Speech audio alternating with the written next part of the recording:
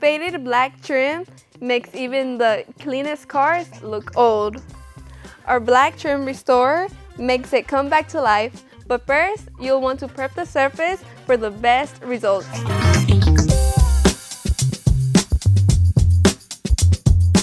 Before applying, tape off the surrounding paint with masking tape.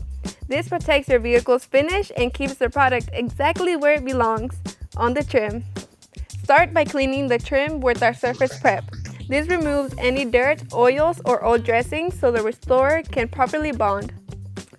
Now, apply a small amount of black trim restorer directly onto an applicator pad. Work it evenly across the trim in smooth motions to ensure full coverage. For severely faded trim, allow the first coat to dry.